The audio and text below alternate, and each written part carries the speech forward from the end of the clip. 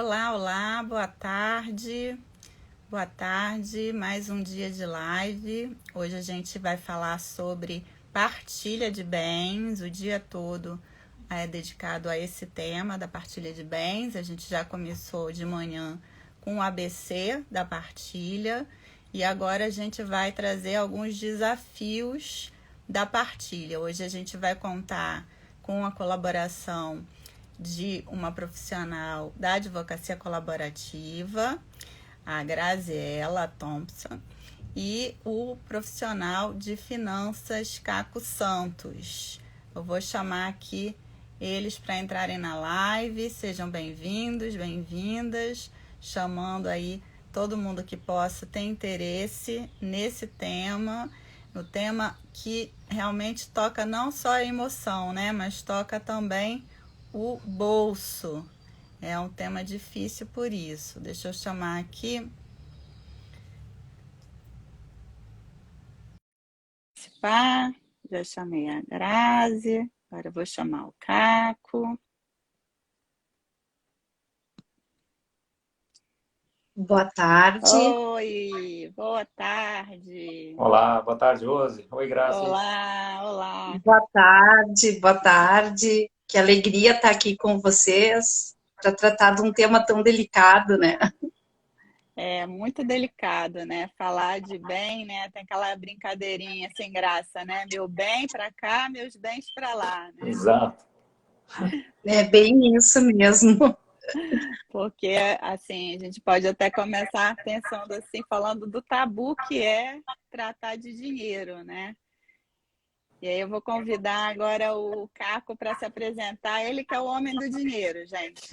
Ele vai falar um pouco essa visão do profissional de finanças que pode ser muito importante, às vezes decisiva, numa partilha de bens, né? Principalmente se for consensual, né? Então, fala aí um pouquinho de você, Caco. Quem Muito você bom. se apresenta. Tá, joia. Bom, obrigado, Rose. Muito bom estar aqui com você e com a Graziela. Muito bom estar aqui para poder falar do divórcio com respeito, né? Porque a gente vê tantos aí sem respeito e depois que a gente conhece esse mundo de práticas colaborativas, de mediação, etc., não dá para voltar atrás, não dá mais para admitir alguém fazer alguma coisa litigiosa, né? Depois que esse bichinho pica a gente, fica realmente muito complicado da gente aceitar alguma coisa que não seja nesse formato, negociado, conversado, com comunicação e principalmente com respeito, né? Que eu acho que é muito importante o que a gente vai falar aqui hoje. Eu sou profissional de finanças a minha vida inteira, praticamente, profissional. Com 17 anos, estava começando a trabalhar em auditoria, depois trabalhei 23 anos em bancos e faz 9 anos que eu fiz uma transição de carreira para ir para o mundo de planejamento financeiro pessoal. Então, eu já há 9 anos tirei minha certificação CFP, que é uma certificação de distinção, de excelência nesse nosso mundo financeiro. E venho trabalhando, enfim, com planejamento financeiro desde então. Já atendi umas 300, umas 300 famílias aí diretamente.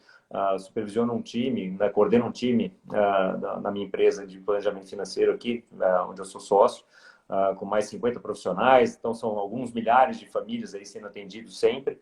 E o que a gente vê, Rose, é isso que você falou, os tabus em relação ao dinheiro não é que começam no divórcio, eles começam muito antes. Muitas vezes começam na infância, então a gente tem que tratar comportamentos financeiros, né, e questões que as pessoas têm que lidar para enfrentar essa coisa financeira no nosso dia a dia. Então, quando a gente está casado, bonitinho, ou quando é solteiro, ou enfim, qualquer fase da vida, a gente tem que entrar em contato com esse assunto de dinheiro de uma forma positiva, de uma forma entendendo como é que funciona, etc. E para isso o profissional, né, de planejamento financeiro já ajuda muito, né, principalmente quando coloca as pessoas na frente dos números, que é o que a gente sempre fala aqui, que é a forma correta, né? Não dá para a gente falar do dinheiro sem falar do que está na cabeça, né? De como é a cabeça que controla o bolso, né? E no momento de conflito, como é o divórcio, isso é mais importante ainda, porque as pessoas já vêm muitas vezes sem contato com o dinheiro. Normalmente, quando a gente encontra um casal se divorciando, pelo menos um deles não tem muito contato com o dinheiro, isso é 99% dos casos, né? Em 50% dos casos, os dois não têm um contato bom com o dinheiro, já não tem uma relação boa com o dinheiro. Então, quando você já não tem uma relação boa com o dinheiro e a relação com o cônjuge se desgasta, a faísca que falta, né, nesse caldeirão de petróleo aqui, de gasolina, para fazer uma chama enorme aqui, para causar um grande conflito. Então, é muito importante, quando a gente fala do profissional de finanças, né, colaborativo, quando a gente entra nesses processos, de realmente colocar uma água fria nessa fervura, trazer muitas dessas questões aqui para uma racionalidade, né, ajudar as pessoas a enfrentarem os números, a entenderem quais são as suas limitações, quais são as suas necessidades, as suas expectativas, e de alguma forma ou outra ajudar a mediar essa conversa sobre dinheiro dentro de um processo, né, que é tão cheio de emoção, trazer algum tipo de racionalidade para ele. Maravilha. Nossa, o Caco falou duas coisas assim muito, muito importantes. A primeira é a questão do histórico familiar, né? A possibilidade de a sua relação com o dinheiro ter algum tipo de tortura desde a infância ou em alguma fase da vida e isso interferir na relação conjugal, né? E existem processos até mesmo fora do mundo jurídico, né? Outro dia eu conheci uma profissional de constelação que lida exatamente com o problema da harmonia, né, da pessoa com o dinheiro, né? Às vezes é essa relação com o dinheiro que está travancando. E uma outra coisa que o Caco falou muito importante é de colocar a pessoa antes do número, né? O que mostra uma consciência da humanização, né, desse processo de separação, né? A gente botar as pessoas realmente na frente, né? A gente está ali para resolver os problemas das pessoas. Então, elas que são o protagonista. Muito bom. Grazi, agora se apresenta você. Bom, eu me formei em 1993, há quase 30 anos em Direito, advogo direto desde essa época, formada num modelo estritamente combativo, litigioso, e ao longo de todos esses anos eu pude perceber a grande insatisfação, assim, dos clientes ou pessoas, assim, amigos, conhecidos, né, quando estão passando por um divórcio e levam suas questões para o judiciário, né, em relação ao tempo, né, essa rigidez, a falta de flexibilidade em relação à possibilidade de composição e acordos, e principalmente uma confusão em relação às questões que elas são jurídicas, né, que se tornam, então, motivo para desafetos, colocar, assim, água abaixo, poderia falar assim, toda uma relação, né, tudo aquilo que motivou a união daquele casal ser visto, assim, de uma forma estritamente desrespeitosa, né, por esses entraves que acabam tendo, né. Então, pensar nessa possibilidade de ter um olhar mais cuidadoso, enfim, tudo isso me motivou a fazer também uma transição de carreira. Em 2018, eu me capacitei em práticas colaborativas pelo IBPC, e desde lá, então, fiquei encantada, assim, com esse método e quanto pode auxiliar, não todas as pessoas, né, não são todos os clientes que teriam esse perfil, né, não quero dizer que as práticas colaborativas sejam o melhor método, né, do que o próprio judiciário em si, mas ao perfil do cliente, né, há uma expectativa em relação a que o cliente possui, né, como pessoa, como ser humano ali, que não é só uma questão do direito em si, mas que são as relações afetivas que estão envolvidas até muito com esses bens que serão partilhados, né? Quando tu fala de uma casa que ela vai ser partilhada, não é só a casa, é a vivência que a família teve nessa casa, quando ela foi construída, os sonhos que foram projetados ali, né? Então, é algo que a gente tem que ver a profundidade que o nosso cliente quer abarcar a solução dessa partilha. Verdade. Você falou agora da casa, na live da manhã, eu li um trecho da música que a gente está colocando como música tema aí da semana, e tem uma parte que ela fala exatamente da casa, a casa que fica vazia, né? E aí a gente pode pensar assim, não só a casa como o local, né? Mas é o seu local de família. Então serve isso tanto para quem sai da residência da família, quanto para quem fica, né? Fica um vazio que a gente tem que contornar. E aí essa visão interdisciplinar, né, que utiliza não só os conselhos legais, mas também financeiros e também do profissional de saúde mental, pode ajudar muito, às vezes, as pessoas que querem resolver esses problemas de uma maneira dialogada, né, de uma maneira dialogada, e não que um terceiro venha decidir por elas.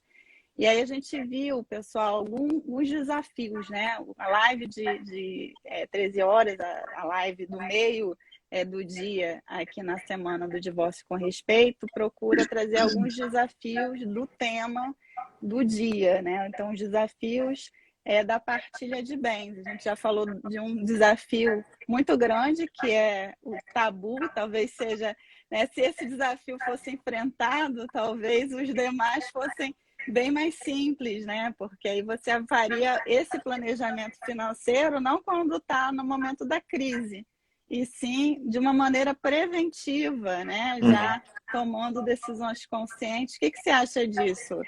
Pessoas que vão se casar também procuram o seu trabalho, Caco? Deveriam, sempre. Eu digo que o planejamento financeiro não tem data para começar. A melhor data para começar é hoje, né? Ah, mas eu tenho 20 anos, ótimo. Ah, eu tenho 70 anos, ótimo. Ah, eu sou casado, sou solteiro, tanto faz. Planejamento financeiro serve para todo mundo.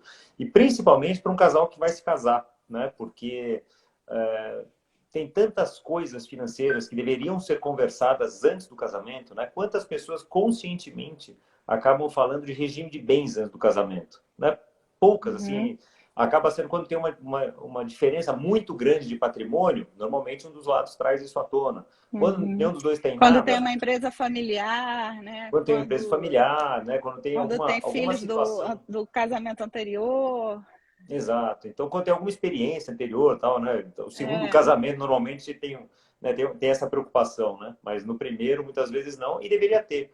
Assim como de tempos em tempos, eu acho que seria muito interessante todos os casais sentarem e refazerem acordos, né? Um dos desafios que a gente vê em divórcios aqui, e principalmente também na partilha, são decorrentes da falta de recombinados durante o casamento. Então, aquele casal que se casou que não tinha nada, não tinha patrimônio, foi construindo patrimônio, né, comunhão parcial de bens. Aliás, na live de hoje de manhã, você fez uma excelente exposição sobre os regimes diferentes, né, e como é que funciona a partilha nos regimes diferentes. Quem não assistiu, né, volta lá depois e assiste, porque foi realmente uma aula que a Rose deu de manhã. Mas eu acho que o que falta são esses recombinados, né, os recombinados de fazer a cada mudança de situação, né, o que acontece com uma coisa ou com outra, né? Então, essa para mim, um dos grandes desafios. Ah, porque os dois trabalhavam, aí a mulher muitas vezes para de trabalhar para cuidar dos filhos. Como é que fica, né? Como é que deveria ser esse recombinado? Os filhos crescem, né? Vão ter suas vidas. Deveria ter um recombinado de novo. Algum fato acontece, algum outro fato acontece. Né, como fica isso já evitaria muitos sabores ao longo do caminho, né? Mas pouca gente faz. Se a gente pensar assim que o casamento ele pode até não ser eterno, né? Mas quando as pessoas se casam, elas têm a intenção de que ele dure muito, se não durar a vida inteira, que dure bastante. E aí, ao longo da vida, muitas mudanças vão acontecendo, né? E aí, aquelas bodas, né, que a gente comemora, a gente podia usar para fazer esses recombinados. Grazi, você falou que tinha uma metáfora. Não tinha uma metáfora sobre isso? Fala aí para gente. A metáfora é a da bitácora, rever a rota, né? Já ouviram falar em bitácora? A bitácora é um instrumento, um caderninho, melhor dizendo, que era utilizado nas navegações, antiguidade, que eles iam fazendo todo o registro de bordo. E lá pelas tantas, quando eles se perdiam, né, eles tinham que ver, olha, vamos ter que fazer a revisão dessa rota. Então, estava tudo registrado nessa bitácora, né? E é a perspectiva, assim, de que muitas vezes a gente está no... É como se fosse uma foto, né? De uma imagem de um filme. Então, eu até trago um caso de um cliente que até é de uma outra área tributária, não é da área de família, mas ele fez o divórcio dele. E quando ele fez o divórcio, ele estava numa situação financeira, assim, sem ter nenhuma preocupação, nem nada, e ele abriu mão de todo o seu patrimônio, abriu mão, né, de tudo que tinha em prol da esposa, que estava se divorciando. Só que a vida, com o passar do tempo, trouxe um grande revés na vida dele, né? Então, é algo, assim, de se questionar. Ele tomou aquela decisão e aquela opção porque aquele era o retrato e não previu o que poderia acontecer no futuro desse revés, né, dessa falência, enfim. Então, o quão importante é também ter os acordos que acabam sendo feitos de formas assim que possa abrir uma brecha caso tenha uma necessidade de rever esse acordo que foi feito, né, ter uma previsão a curto, médio e longo prazo. Então, isso, na verdade, a possibilidade que se tem de tu fazer um acordo com esse olhar, dessa forma customizada, porque tem os afetos que estão envolvidos, o casal se divorcia, deixa de ser casal, mas muitas vezes tem ali filhos, essa relação de parentalidade aí, né? Essa visão sistêmica, esse zelo e carinho e bem-querer que se vai ter um pelo outro, essa flexibilidade que tu tens para ter esse olhar, no judiciário, dificilmente tu vai conseguir contemplar isso, né? Então, é o desafio também da gente quebrar esse tabu, né? De que tudo tem que ser resolvido perante o judiciário.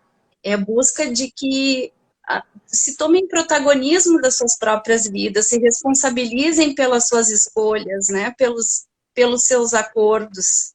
Então, a partilha, por essa perspectiva, ela pode trazer não só essa visão que nem o Caco falava dos números em si, mas o quanto tem também não de numerário da espécie, né, do dinheiro, mas o valor, né, o valor da convivência, da história de vida que foi compartilhada entre o casal. Uhum.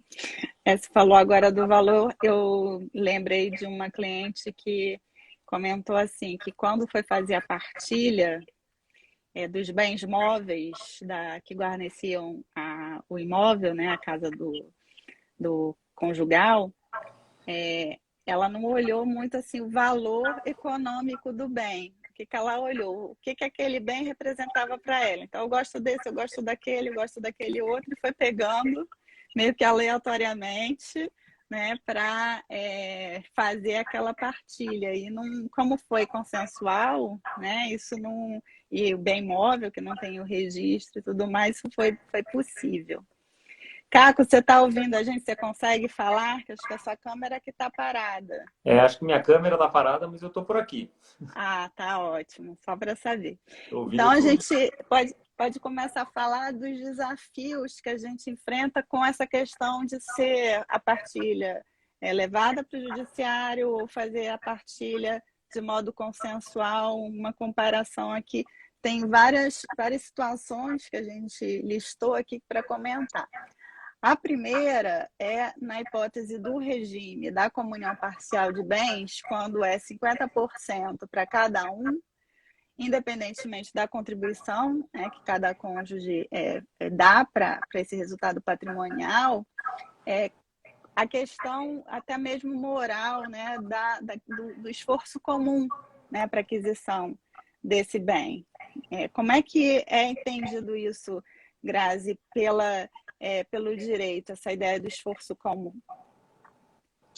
Bom, falando pelo entendimento jurisprudencial aqui do Rio Grande do Sul, né, das decisões dos nossos tribunais, se nós formos levar assim ao pé da letra, casou com um regime de separação, comunhão parcial de bens, não interessa se tu contribuiu para a formação desse patrimônio com 1 milhão e a outra contribuiu, ou o outro, né, contribuiu com 100 mil, porque uma vez tendo constituído após o casamento, vai ser dividido em igual proporção, né, 50% para cada um.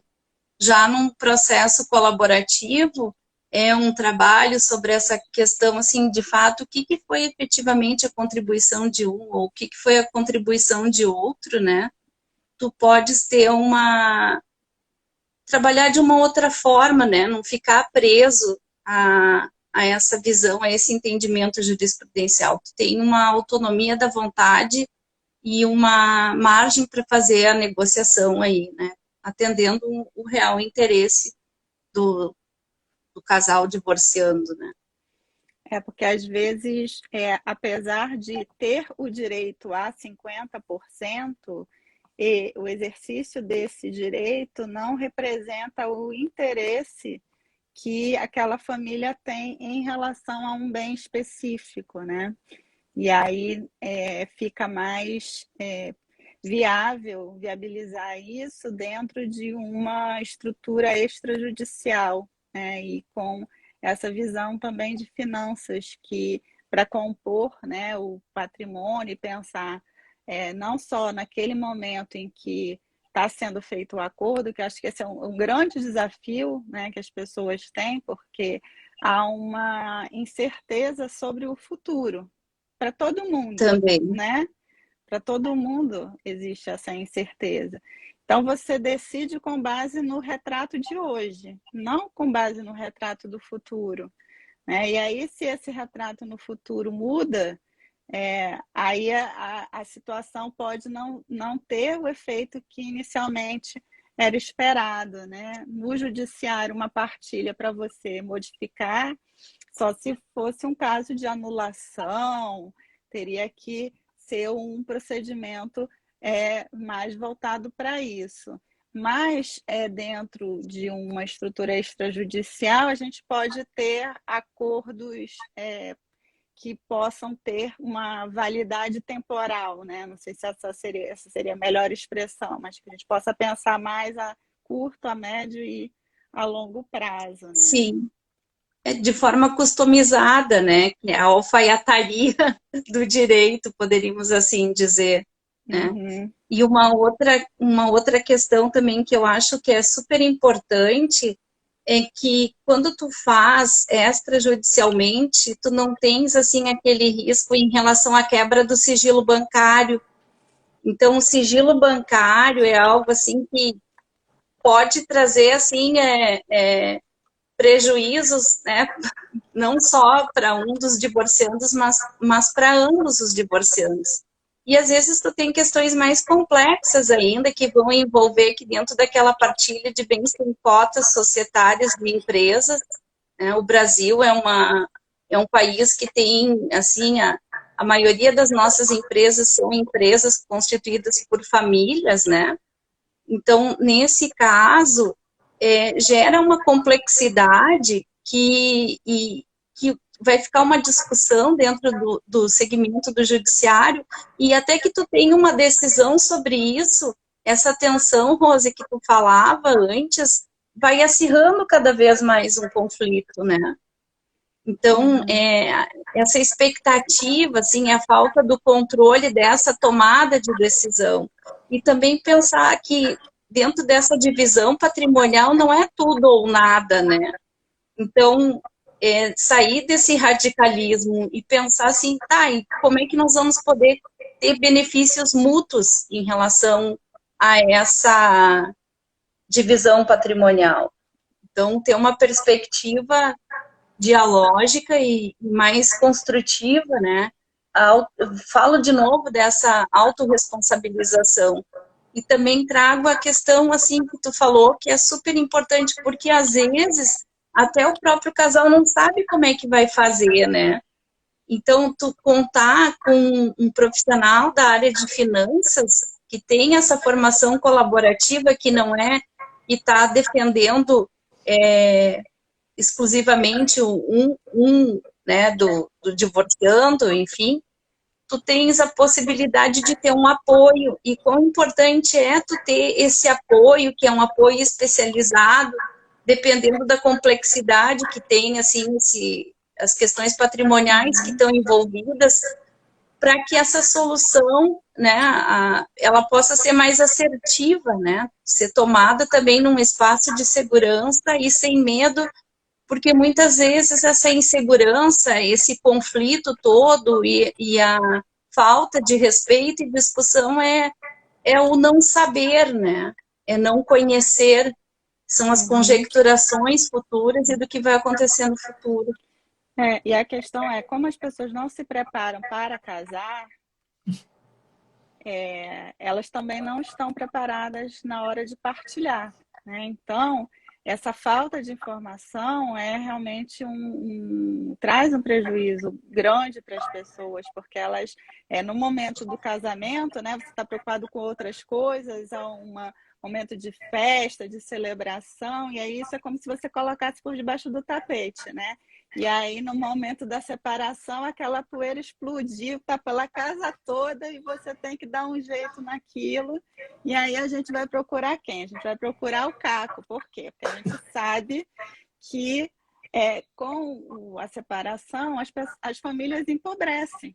Não tem jeito, né? Você tinha uma casa, agora você vai ter duas. Né? Pelo menos isso, né? A gente tem a situação de uma das pessoas que não trabalhava, e aí tem a necessidade de sustento dessa pessoa que pode ou não voltar a trabalhar depois. Às vezes ainda tem uma nova família que se apresenta, então são mais despesas. E aí toda essa reorganização, juntando aí com as emoções e tudo o resto que está sendo feito, fica muito difícil. Aí eu acho que o Caco pode contar para a gente como é que funciona essa ajuda do profissional de finanças para essa reestruturação financeira familiar, que vai abranger a família como um todo, não é assim que funciona, Caco? Exato, exato. Até porque uma coisa que você falou, normalmente o que a gente vê nos casais, né? Quando estão se divorciando, fica cada um puxando muita sardinha. E uma coisa que eu costumo falar é o seguinte, gente, não dá para a gente pegar um patrimônio e ficar 70% para cada um. Né? Vai ter que ficar no máximo 50% para cada um. Né? Então, é isso que a gente tem que cuidar, né? De fazer com que a coisa toda seja equilibrada, né? Com respeito, entendendo as necessidades, entendendo quem fica com o que é importante. A gente tratou, viu, vocês falando aqui enquanto eu estava saindo, né? Voltando aqui, meu celular, restartando e tudo mais, falando de empresas familiares, né? Que é um assunto também super espinhoso, porque é muito difícil quando um dos cônjuges participa de uma empresa familiar e o outro, às vezes, até é sócio, né? Então já cria um potencial passivo lá para frente, como é que fica isso? Vai participar ou não lá para frente? Então, todas essas são questões que têm que ser enfrentadas. E eu puxando por um comentário que você fez agora há pouco, né? Para trazer nessa minha fala aqui, todo contrato que a gente faz, todo contrato civil, né, que a gente faz, tem lá uma cláusula, a última lá falou, em caso de discórdia, a gente vai tratar isso no fórum de Porto Alegre, de São Paulo, o que quer que seja, como é que você vai cuidar daquela coisa. Mas quando a gente casa, não tem esse contrato. Né? As pessoas, e daí eu puxo até para o outro tema, né, que é pensar em testamento. Né? Então as pessoas parecem que, ao não pensar num potencial problema, ele não vai acontecer. Que é a pior coisa que pode fazer. Né? Olha, eu lancei uma hashtag uma vez numa live que era assim, hashtag testamento não atrai a morte. Agora vamos lançar uma nova hashtag. Hashtag falar de dinheiro não atrai o divórcio. Pacto antinupcial não atrai divórcio, não, né? Hashtag pacto antinupcial não atrai o divórcio. Pelo contrário, né? Pelo contrário. Eu acho que há estudos até que indicam que se a pessoa tem adere Vamos lançar Eu vou outra aderir, hashtag. Rose. Então, se a pessoa ela tem esse diálogo com o outro de falar sobre esses temas mais, né, cascudos, acho que isso aproxima mais, une mais os casais, né? Exato, é o que deveria sempre fazer, né? Por isso que eu falei um pouco mais cedo, né, dos recontratos, né? Se você tem um diálogo contínuo sobre o tema, você vai resolvendo cada questão à medida que elas vão aparecendo, ou que vai surgindo como um desconforto na parte de cada um deles, né?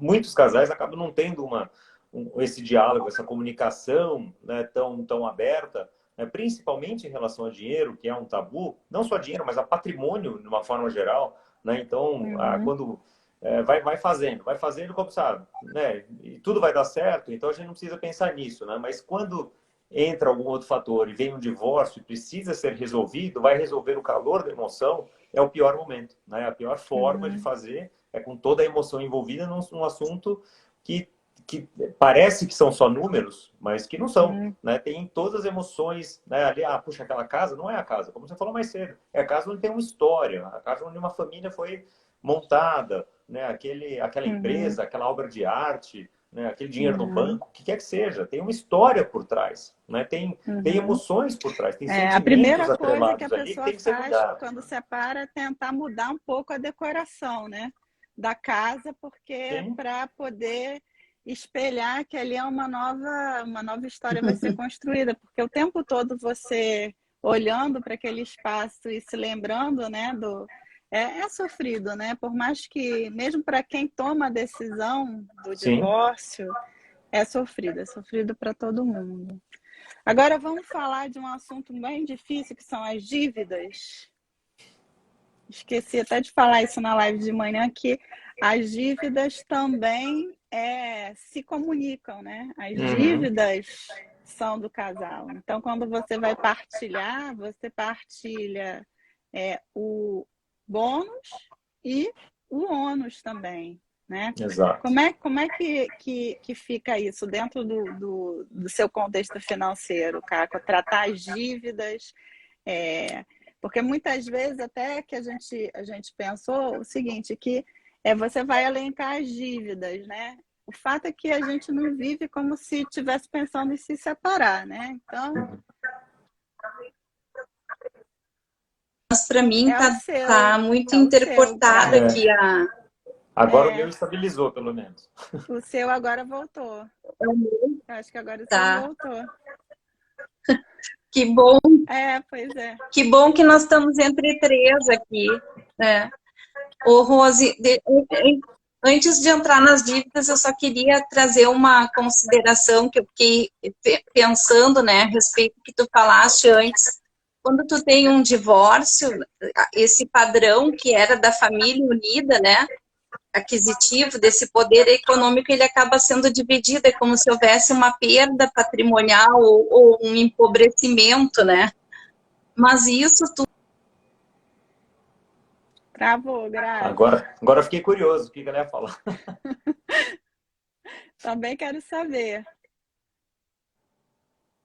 Mas eu acho que vai cair. A Suami fez um comentário bom aqui. Melhor combinar as possíveis decisões enquanto estão bem. É isso, né? Como a gente fala até no planejamento financeiro como um todo, né? A hora de consertar o telhado enquanto está sol, não no meio da chuva. Vai esperar a falência da empresa para poder reestruturar a empresa? Exato. Você consegue raciocinar muito bem quando você pensa na sociedade empresarial, mas o casamento não deixa de ser uma sociedade, né? Uma sociedade conjugal. Esses efeitos patrimoniais do casamento, eles estão presentes também.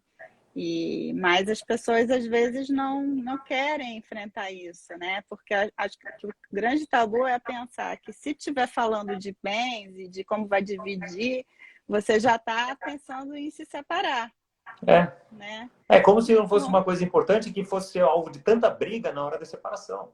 Né? Porque daí vem aquela coisa do dedo no olho, o dedo no nariz, tal, não, mas você fez isso, a gente combinou aquilo, e um dos grandes desafios, né, como até foi falado de manhã um pouco também, é que as pessoas não costumam documentar aquilo que elas vão fazendo. Né? Então faz uma obra numa casa e não documenta quem pagou pela obra, não documenta quanto foi, não documenta o que teve ali, quem arcou com cada coisa. Daí na hora de separar, fica aquela coisa, puxa, mas eu que fiz, o outro que fez. A gente combinou que um ia trabalhar e o outro, um ia pagar as despesas e o outro ia acumular o patrimônio, porque no final está tudo junto. Mas aí como que está sendo feito esse patrimônio, né? Eu conheço um caso em que essa combinação foi feita, só que um dos cônjuges acabou juntando o patrimônio numa previdência fechada. E a previdência fechada não entra na partilha. Como é que fica? E não tem o que fazer, porque daí, assim, esse combinado lá de trás, de 10 anos atrás, não foi pensado dessa forma, como uma possibilidade, e agora o cônjuge que não fez essa previsão ali, não tem como acessar esse patrimônio. Né? Simplesmente não tem como. Teria que esperar a pessoa se aposentar para pedir uma revisão, etc., que vai ser daqui a 15 anos. Não tem. Não é factível. Então, por isso que eu falo, né? A melhor coisa é fazer esses recombinados, é entender quais são os momentos, o que está acontecendo. E se isso não aconteceu e está na hora do divórcio, aí onde entra, né, o profissional de finanças, né, colaborando para fazer contas, para trazer racionalidade, para poder mostrar muitas vezes para as partes, eles falam, olha, isso que você está querendo aqui não é factível, né? Ou isso que você está querendo aqui, a gente vai ter que fazer uma avaliação hoje, como que a gente vai poder separar uma coisa da outra. Né? Então, tem desafios assim, obra de arte. Quanto vale uma obra de arte? Eu paguei 20 mil reais. E ela vale quanto hoje? É difícil dizer. Você não vai no jornal e pega a cotação lá da obra de arte. Né? Você não sabe quanto que vai valer e como é que você vai considerar esse patrimônio, que pode ser muito relevante, no meio da partilha. Um fica com obra de arte, o outro fica com dinheiro. Tá bom, mas vai comer a obra de arte? Não vai, né? Não é traço. Então, assim, como é que faz? Tem que entender, né, dentro... E a partilha, e lembrando, assim, que a partilha é um dos itens do divórcio, mas que não é desconectada de uma discussão de alimentos, por exemplo. Né? Eu já vi casos aqui em que falou, olha, abriu-se mão de um pedaço do patrimônio em prol de ter alimentos por mais tempo. Né? Então, isso tem consequências tributárias também que precisam ser consideradas. Né? Puxa, mas era um casalzinho, comiam parcial de bens, se um ficar com 70% e o outro com 30%, o Estado pode entender que isso aqui é uma doação. Como é que fica? Tem tributação nisso aqui? De que forma vai ser feita? Então, tudo isso tem que ser muito cuidado. Então, a equipe interdisciplinar que a gente acaba usando aqui nas práticas colaborativas, por exemplo, acaba olhando para todos esses aspectos, né, para poder não deixar nenhum nó, né, sem ser desatado ali, sem ser cuidado, porque todas essas questões acabam favorecendo muito o casal, né, para não só na hora do divórcio, mas principalmente na continuidade das suas vidas, principalmente quando tem filhos que vão continuar se falando, vão continuar se encontrando, vão continuar tendo que se comunicar. Então, quando a gente fala, né, do divórcio com respeito aqui, e cuidando de partilha, e cuidando de alimentos também, que foi alvo aí de outras lives e tudo mais, é para isso, né, para que essa convivência depois também seja uma convivência respeitosa e possível, né? Exato. Mas, Grazi, tá todo mundo curioso para saber o que você ia falar. Você saiu e a gente ficou assim, o que ela vai falar? Quero saber. Pois é. Ficou aquele momento de tensão, assim, próximo capítulo. Tá instável aqui, o meu Instagram tá instável, né? Não, eu só ia falar a respeito do divórcio do Jeff Bezos, que acho que foi em 2019, né? Então, eles optaram por fazer um divórcio colaborativo. E havia uma grande expectativa, assim, né, que esse divórcio tivesse um impacto na Bolsa. Então, em relação à desvalorização das ações e tudo, porque daí começam os escândalos, lavar roupa suja, né, colocar tudo, as questões, né, comunicar para todos, enfim. E, no entanto, por esta opção, né, que ele fez, o casal fez, né, do divórcio colaborativo, ou não sei exatamente porque isso ocorreu nos Estados Unidos, ou se foi utilizado de uma forma adaptada, se constatou que quase não houve impacto na Bolsa, comparado com divórcios de outros milionários, né? Então, tem opções que a gente nem imagina o que isso pode reverberar. E o impacto na Bolsa de Valores, olha quantas famílias dependem, né, dessa sobrevivência aí. Isso deve ser por conta do sigilo, né? O sigilo que protegeu as informações desse divórcio, né? E às vezes, assim, não é nem o que é, e sim o que as pessoas sabem, né? Uhum. Que E impacto. salvaguardadas proporções também, eu penso que um divórcio, uma família empresária que tem uma empresa em comum aí, o divórcio e essa partilha não diz respeito exclusivamente a esse casal, mas diz respeito aos sócios que integram, aos sócios não, aos empregados que trabalham por essa empresa, que dependem do sustento dessa empresa, e essa confusão de papéis que se tem em relação a os sócios, né, continuando casados, entre aspas, como sócios de uma empresa, e aí não sendo mais casados, toda essa projeção que faz, né, como um casamento entendido dessa forma do litígio que não deu certo, ela acaba se projetando para a empresa, como se a empresa também tivesse que terminar porque o casamento terminou, né? Esse patrimônio que levou uma vida sendo construído juntos também tem que acabar. E o quanto isso afeta os empregados, as famílias desses empregados e toda uma economia também que está envolvida aí, né? Então, esse desrespeito não é nem só o desrespeito do casal em si, mas socialmente, que nós estamos falando, é uma questão que reverbera socialmente um divórcio, né, naquela comunidade. Sim. Não sei se me escutaram agora, eu fiquei falando sozinha. Não, como todo antes. mundo escutou, concordamos com tudo, né? Muitas vezes o impacto do divórcio, né? Ele ultrapassa a família, né? E quando você tem sociedades empresárias ali no meio, isso fica bem evidente, né? Tanto quando os dois são sócios e também quando só um é sócio, né? Porque as cotas também vão ser partilhadas, né? E quer dizer, o cônjuge não necessariamente vai se tornar sócio por conta do divórcio, mas as cotas sociais elas vão ser partilhadas e isso também é um ponto assim para o financeiro. Às vezes a pessoa não sabe quanto que vale a cota, às vezes no contrato social está um valor, mas que não representa o valor real daquela cota. E daí estabelecer qual é o valor real é uma coisa muito subjetiva também. Né? Fazer Exato. avaliação de empresas é uma coisa subjetiva. Que método vai ser usado para fazer a avaliação? Né? Tem o método de fluxo de caixa descontado, o método contábil, o método, né, como se fosse fechar a empresa, né, de determinação. Então, que método que vai ser usado? A empresa vai continuar, não vai? Né, que mercado que ela está? Quem que vai fazer isso? Né? Então, vai contratar uma empresa, um perito, né, para fazer. E daí é aquela coisa. Bom, se aí for vocês estão vendo como a necessidade de um profissional de finanças, né? Exato. Duvido que todo mundo que está aqui que não é de finanças, você entendeu tudo que o Caco falou. E como a Larissa está contando aqui. E outra coisa, qual a data base, né, de fazer esse fechamento, né? Então, é a data base do divórcio, do último balanço, qual que vai ser? Porque tudo isso traz custos, né, inclusive, para o processo, né? Traz custos.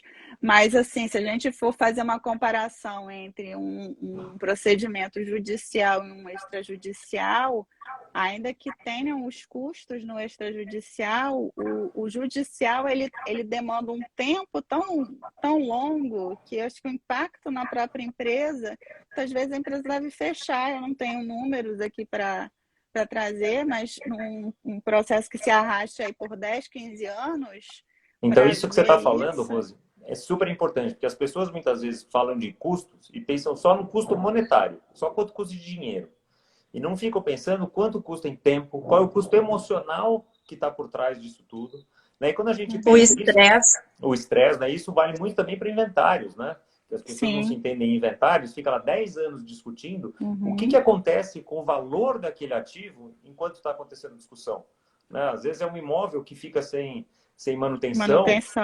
E que daí o valor dele despenca. Às vezes é uma empresa que acaba não sendo cuidada como deveria, porque a pessoa está tão preocupada com o divórcio, etc., que acaba não cuidando da empresa, e a empresa começa a se endividar, começa a não cuidar dos clientes, não consegue, né, cuidar das suas próprias coisas, e a empresa vai mal e perde esse valor. Então, às vezes, o custo não é só o custo de contratar um advogado, contratar um profissional financeiro, um perito, etc., mas é o custo desse tempo que leva e de uma decisão que, não indo por um caminho colaborativo, né, por um caminho ali que você não sabe qual é, o que vai sair dali. Uma incerteza, né? Qual é o custo dessa incerteza? Exatamente.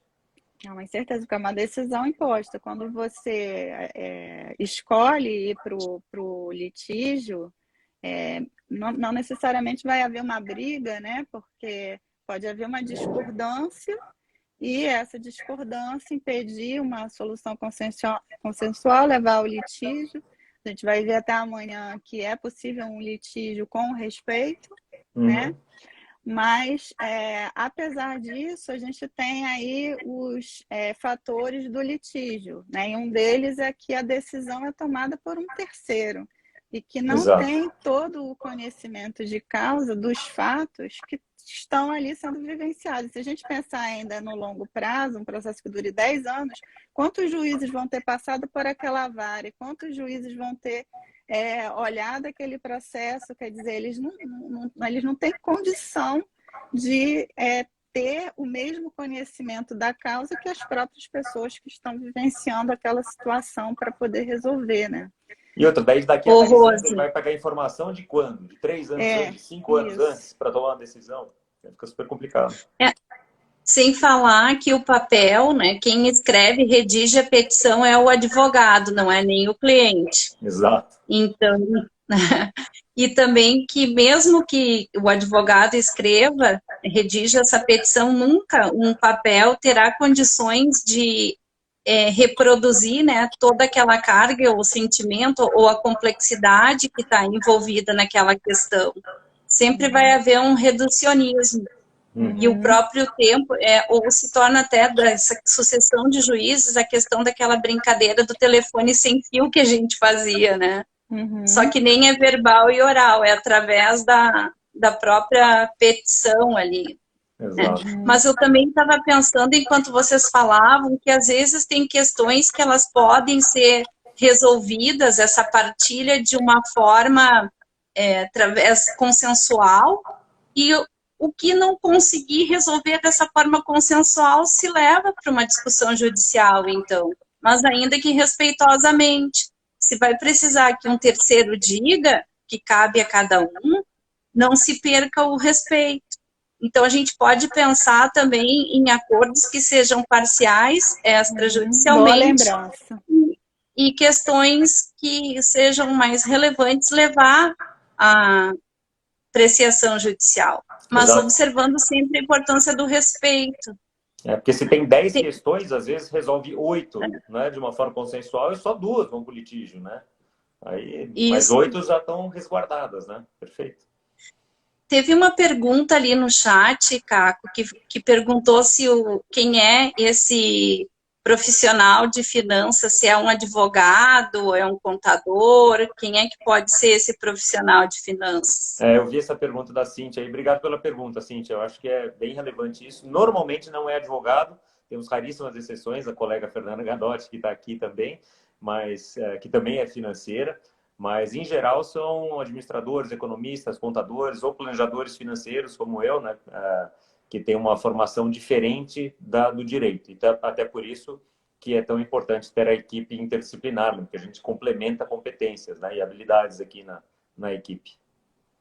Eu vou aproveitar para fazer uma divulgação, não é sobre a partilha especificamente, mas em decorrência dessa pergunta, compartilhar com vocês que o Instituto Brasileiro de Práticas Colaborativas, o IBPC, no site dele tem disponibilizado os padrões éticos do IBPC. E esses padrões éticos e requisitos mínimos para os profissionais colaborativos. Podem todos terem acesso, não precisam serem apenas os associados, né? Então, isso está disponibilizado para que conheçam esse método e saibam quais são esses requisitos para que possa se ter uma partilha através de um processo colaborativo. Boa lembrança também, Grazi. Bom, acho que pela nossa hora a gente podia já ir caminhando para o final, né? Qual que seria uma dica aí que você podia passar para a gente, Caco, sobre partilha, assim, uma lembrança boa para todo mundo sobre partilha? Vou Vamos deixar ressaltar que de cada novo. um de nós dá um pitaquinho. Claro. Vou ressaltar de novo assim o que as pessoas podem fazer até chegar num divórcio, né? Que é sempre esses recontratos, rediscussões, manter um diálogo aberto, olhar para as suas finanças com uma visão, com a mente aberta, de entendimento, de saber o que fala, mas eu não gosto, eu não entendo assim. Gente, entender de finanças não é saber aquela sopa de letrinhas que tem de investimento, fundo imobiliário, tal. Finanças não é isso. Finanças é muito mais básico do que isso. É entender quanto entra e quanto sai, aonde que está seu patrimônio, como é que ele está distribuído, né? Que tipo de investimento você pode fazer, que tipo de seguro deveria ter. Então, em finanças pessoais é uma coisa muito mais ampla.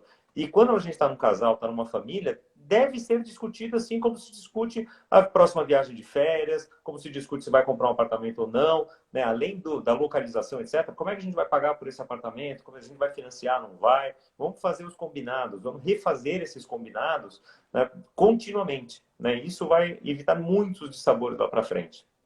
Mas se a pessoa que está ouvindo a gente já chegou e está no divórcio, está chegando uma situação de divórcio, isso não aconteceu, é de fato e tentar ir com uma cabeça fria para olhar os números, para entender as alternativas, entender, inclusive, qual que é a alternativa de ir para o litígio, o que pode acontecer, né? Então, muitas vezes, quando a gente faz até num processo colaborativo, fala, tudo bem, vocês não estão se entendendo aqui, lembrem-se que se isso for para um litígio, se isso for para um juiz, isso pode acontecer. Isso vai custar tanto, né? Então, pensar nessas alternativas também para entender qual é o melhor caminho. Entender, muitas vezes, como a gente fala muito na mediação também, quais são os interesses, não só as posições. Ah, eu quero essa geladeira. Fala, puxa, por que você quer essa geladeira? Qual é o seu interesse em relação a esse tipo de bem? Qual é o seu interesse de estar com a cota da empresa, com o sítio, com a obra de arte, com o dinheiro no banco, né?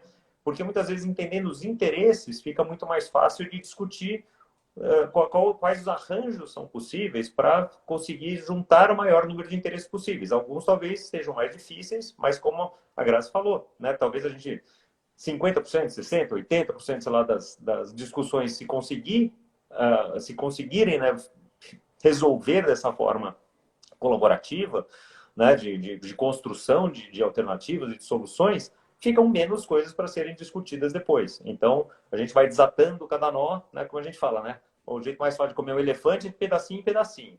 Então, vai pegando cada ponto, cada valor ali, quando a gente fala de partilha, vamos fazer toda a relação de bens. Da onde veio isso? Como foi pago? É oneroso? Não é oneroso? Quem tem direito a isso? Foi antes do casamento? Foi depois do casamento? Então, é destrinchando cada um dos elementos aqui para entender quais as possíveis, o que se quer, qual é o interesse de um em ter uma coisa, da outra coisa, e ir compondo de uma forma o mais objetiva possível, mesmo sabendo que tem muito sentimento por trás, que tem muita emoção por trás, mas essa é a melhor forma de fazer e com a ajuda, muitas vezes, de um profissional financeiro que pode ser bastante valiosa para poder ajudar a destrinchar essas coisas que talvez não estejam no dia a dia da maioria das pessoas.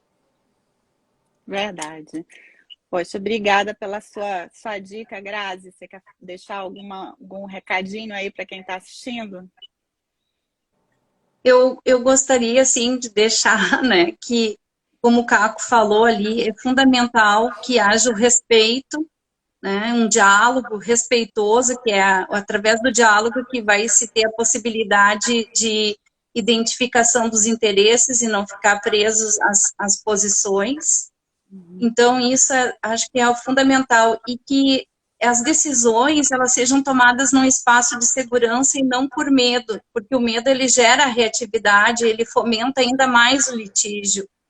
Então, que se busque um espaço de segurança para a tomada de decisão, que envolve informações. Então, se não se consegue resolver sozinho, se não se enxerga isso sozinho, quão importante é a equipe interdisciplinar, e no caso não só o profissional de finanças colaborativo, mas também por todas as questões emocionais que estão envolvidos e presos aos bens, né? Que nem nós falamos, a casa da família tem uma carga muito grande afetiva ali, né? É a projeção de um sonho. Então, que um profissional de saúde mental também pode auxiliar nesse processo. E que, desta forma, né, de um diálogo e respeitoso, independente também se for no colaborativo ou perante o judiciário, todos vão ter benefícios mútuos, né? Toda a sociedade vai ganhar com isso. Então, é nesse sentido que eu gostaria de contribuir aí nessa live de hoje. Eu acho que é uma coisa que você falou muito certa aí durante toda a live, né? Não interessa no litígio, se é colaborativo, mas que tenha sempre respeito. Respeito pela parte do outro, respeito pela fala, respeito pelos interesses. Você pode discordar 200%, mas respeita a posição do outro, assim como você quer ser respeitado. Então, acho que isso tem que estar na base de tudo. Muito bom. Eu acho que eu vou fechar, então, com a minha contribuição, trazendo as duas falas de vocês, pensando que muitas vezes a partilha ela fica comprometida em razão de determinados padrões que a pessoa tem em relação ao patrimônio. Muitas vezes o divórcio acontece, mas a partilha não. A partilha se prolonga, se prolonga, se prolonga. Pode ser como uma maneira de se divorciar sem ter se divorciado, então pode ser um padrão afetivo, mas pode ser também por um padrão que a pessoa tem em relação ao patrimônio, ao dinheiro, e aí a pessoa tem que resolver isso para poder resolver essa partilha. E aí a importância de um profissional que esteja atento a isso para mostrar para o cliente que é importante ele buscar uma outra área do saber, que pode ser com um constelador familiar, pode ser um próprio terapeuta, pode ser com um processo colaborativo, utilizando o profissional de saúde mental, fazendo uma análise desse ponto, mas que a gente pode ter com a partilha, muitas vezes, a consciência de que existe esse padrão e quando a gente fala, às vezes, que um momento de crise ele pode ser um momento de transformação e de crescimento, né? E isso pode acabar propiciando um crescimento da pessoa enquanto pessoa, né? Olha que coisa bonita se isso acontecer, né? E agora eu queria convidar vocês para fazer aquela mãozinha que representa o respeito. Quem está na live pode tirar um print e compartilhar. Tira um print aí, pessoal, compartilha. Obrigada. Obrigada a todos que estão na live. Obrigada novamente, Caco. Obrigada, e 10 da noite tem mais uma, né? 10 da noite tem mais uma hoje. Não vamos perder, né? Com a Márcia, todo mundo que está também, acompanhando aí vai ficar fera aí, entendendo tudo sobre partilha de bens, já com a cabeça bem boa para poder enfrentar esse problema aí quando ele acontecer.